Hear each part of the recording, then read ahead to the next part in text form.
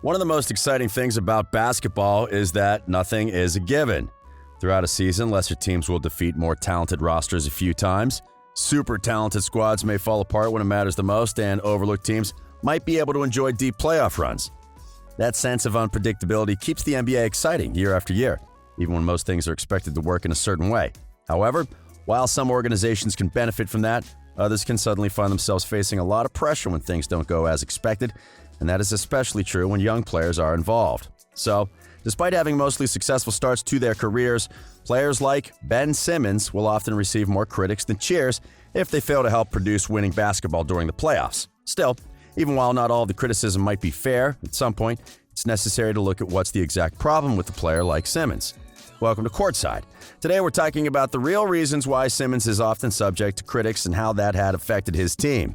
Since making his pro debut in 2017, there have been two main concerns regarding Ben's game: his lack of a reliable jump shot and his fit with teammate Joel Embiid. And as the years have gone by, these concerns have only grown larger. Still, by the first year, there were reasons to be optimistic. In their first full season together, the duo of Simmons and Embiid managed to guide Philadelphia to its first winning record in the era of the process, while also winning the most games since 2001, when they reached the NBA Finals. That first season also resulted in a return to the playoffs, where the Sixers reached the second round before falling to the Boston Celtics. Still, despite the loss, people were excited about the future of the team, and particularly how good Simmons and Embiid could become together. At the time, they were also expected to receive additional help from Markelle Fultz, who was supposed to complement the duo's lack of shooting. However, Fultz's first season didn't go as expected, as he suffered a condition that severely affected his shooting form, and the team ultimately gave up on him. But even without Fultz, the team was expected to keep its steady progression in the following season.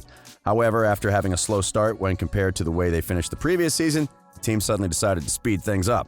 With just under a month in the new season, the Sixers acquired Jimmy Butler from the Minnesota Timberwolves in a move that quickly accelerated their timeline. And then, a few months later, they doubled down on that idea by acquiring Tobias Harris from the Los Angeles Clippers. On paper, the team's new starting lineup was one of the most talented in the league. However, their fit as a unit was questioned given the lack of shooting and how thin their bench had become after both moves were completed.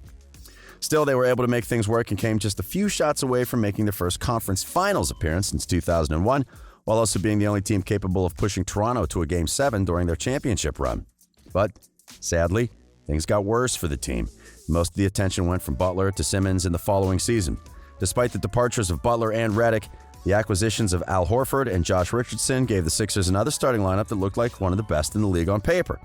But when it came to fit and spacing, things couldn't have gone worse on the offense. They suffered a significant regression as they became one of the most inconsistent squads, winning most of their home games by large margins, but losing almost all of their road games by margins just as large.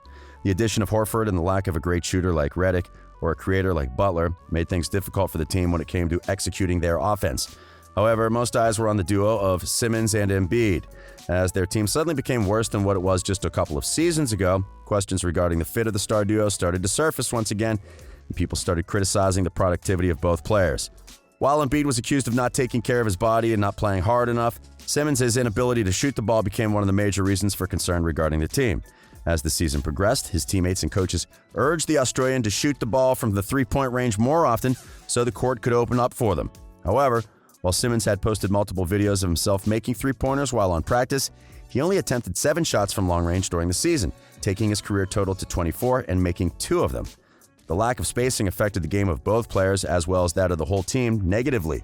Then on top of that, questions about their fit became even more frequent as both of them were forced to play a few games without the other because of injury. During those games, both players posted better numbers, and while the team did its best to block the noise out during the regular season, their poor performance inside the Orlando bubble and being swept at the hands of the Celtics only made critics louder. Now, as the Sixers have made multiple changes to their coaching staff and front office, most people are wondering whether the next moves to come will involve the roster and, in particular, either Simmons or Embiid. If you had to choose which player would be the easiest to fix, the clear answer would be Embiid, given that his conditioning issues could be worked on during a single offseason. On the other hand, Simmons' shooting woes might require years of repetitions before starting to see sustainable improvement. That would lead some people to think that the best move for the Sixers would be to trade Simmons away and surround Embiid with shooters and creators. And while that could be a successful strategy, we want to take a more detailed look at the issues surrounding Ben before making any definitive conclusions. As we just mentioned, Simmons' shooting from long range has been abysmal throughout his career, to say the least. However, things don't get better for him from mid-range either. During the last season, the Australian made just 16% of his shots taken from 10 feet away from the hoop. And perhaps smartly, he didn't take many of those shots, as he only attempted 37 of them. And while his free throw shooting has been steadily improving since coming into the league, it's still yet to reach an average level. That means that we could be far from seeing him turn into a reliable shooter. However, considering that, the question should be, why has he played 3 seasons as a point guard when it's clear he lacks the most important skill to properly play the guard position, which is shooting? Before joining the 76ers, Simmons had shown excellent passing skills, but had never played at the point guard position. He had always played as a forward, and many thought he could have the role of a point forward in the league, similar to what Draymond Green does for the Warriors. Still, even though Brett Brown said that making him play as a point guard without previous experience would be borderline cruel, coach decided to turn him into a full-time perimeter player. Then, almost 3 years later, and with much evidence that playing in the perimeter wasn't necessarily the best for Simmons, Brown decided to take him back into the power forward position just a few games before the season's suspension. In short, the truth is that Ben has been playing his whole career in a position that doesn't make proper use of his strengths and often makes him a liability on offense. So, in hindsight, it's easy to see why the Sixers fired Brown. And the fact that Simmons has turned into an all-star despite playing out of position says a lot about his talent as a basketball player. But even while making him your starting point guard was ill-advised, it provided excellent results at first and might have continued working if the team hadn't decided to take a drastic change to their approach from one season to the next. The Sixers spent years taking the long road, preaching patience to their fan base and accumulating draft picks that allowed them to acquire Embiid, Simmons, and Fultz. On top of that, they managed to add excellent supporting players like Redick, Robert Covington, Dario Saric, and Landry Shamet. But after just one season of producing winning basketball, they decided to send all their assets away in exchange for a couple of stars that didn't necessarily make the best fit with their young duo and less talented role players. That permanent instability and questionable decision-making when building the roster bolstered the flaws in the games of their 2 stars, while also making it more difficult for them to develop any sustainable way of working together. So yes, Embiid and Simmons are in part responsible for the recent underwhelming seasons in Philadelphia. However, had they been placed in a different situation, they could have already established themselves as one of the elite duos in the league. But now, what comes next for the Australian and his team? To fix some of their issues, the Sixers need to make at least a few moves in the offseason. They should start by looking for a way to send Horford to another team and could also think about moving Harris if there's a good deal for him.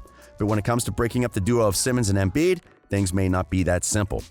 There are enough reasons to believe that both would be successful without the other, especially if surrounded by shooters and creators. However, at the moment, it doesn't seem like the team is thinking about doing that.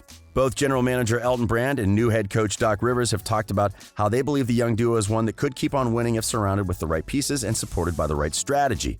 And while both could change their minds in a few weeks if presented with the right offer, they'll probably try it for at least one season under Rivers' coaching before deciding whether to move any of them. If the team can trade Horford for a few reliable shooters or a solid starting point guard, and Rivers manages to find the right balance between his new players, the Sixers could regain the form they had a couple of seasons ago. Altogether, it's fair to demand more from both Simmons and Embiid. However, it's just as necessary to understand the fact they haven't been able to make a deeper playoff run yet, and it has a lot to do with the way they've been coached or the pieces that have been placed around them.